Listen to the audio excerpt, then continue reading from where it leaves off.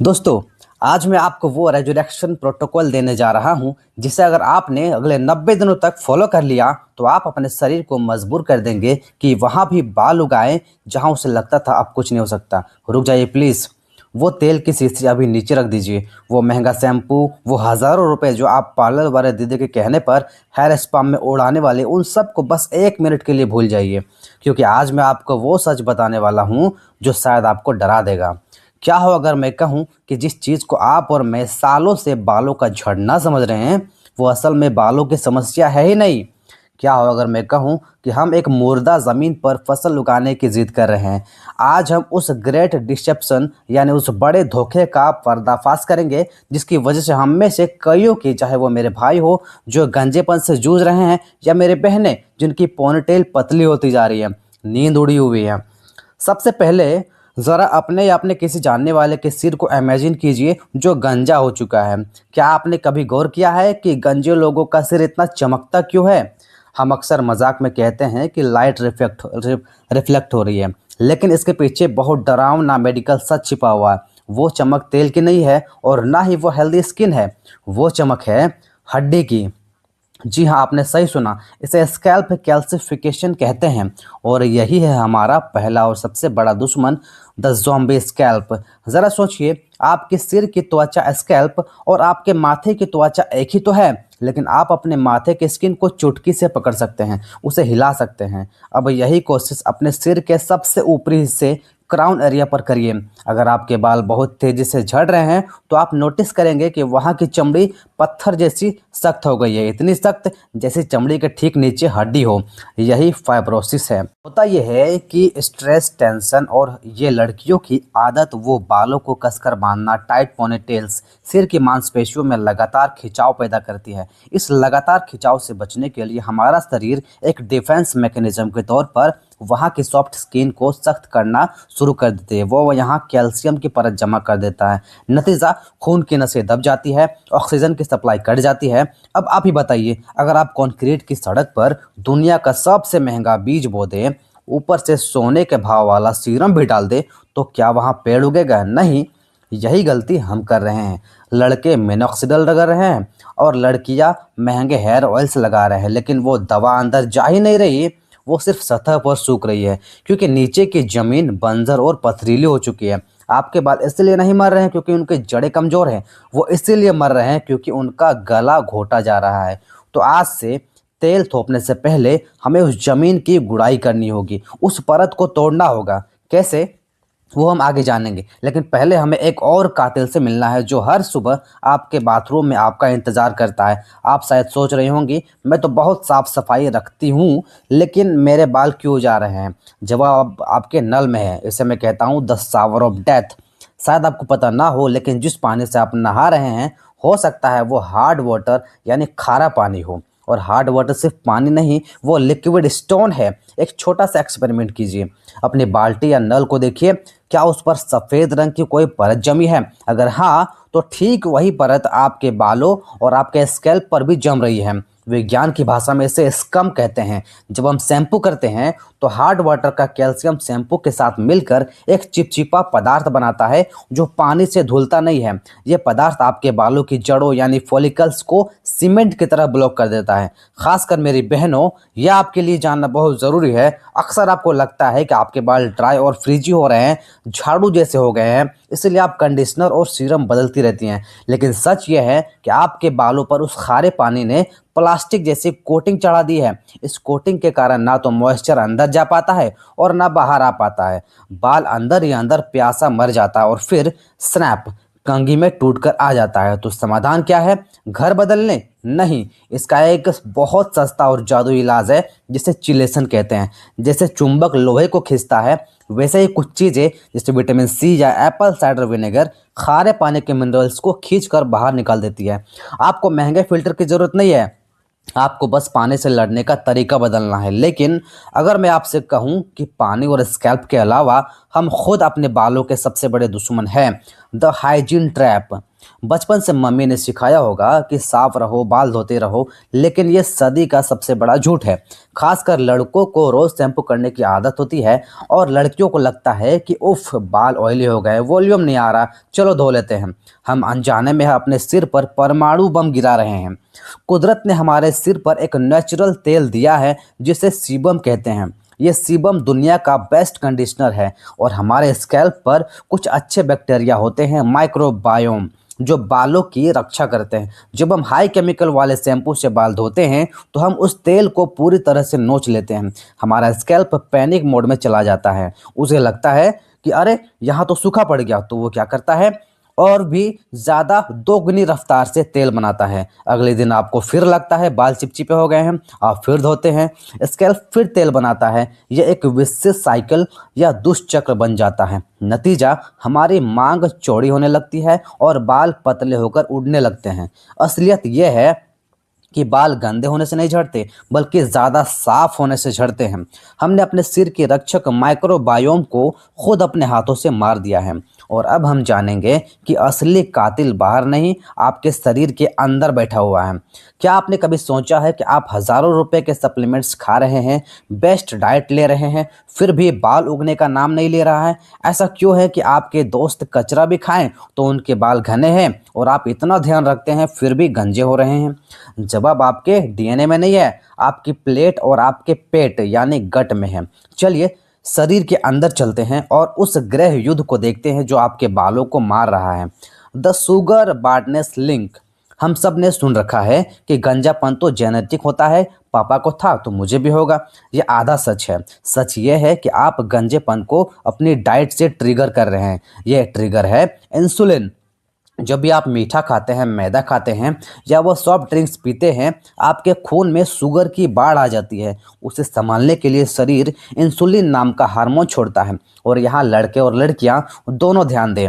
जब इंसुलिन की मात्रा खून में लगातार ज़्यादा रहती है, यानी इंसुलिन रेजिस्टेंस, तो ये आपके शरीर की हार्मोन्स को पागल कर देता है। यह इंसुलिन एक एंजाइम को ऑर्डर देता है 5 अल्फा रिडक्टेस को कि टेस्टोस्टेरोन को डीएचटी में बदलो। डीएचटी वो विलेन है जो बालों की जड़ों को सिकुड़ता है। लड़कों में ये पैटर्न बॉल्डनेस लाता और बहनें आप में ये पीसी और बालों का पतला होने का सबसे बड़ा कारण है। तो अगली बार आप वो एक्स्ट्रा मिठाई या केक खाएं तो याद रखिएगा आप पेट नहीं भर रहे हैं, आप अपने शरीर में उस मशीन को पेट्रोल दे रहे हैं जो आपके बालों को काट रही है। गंजापन सिर की नहीं, मेटाबॉलिज्म की बीमारी है। The gut follicle connection.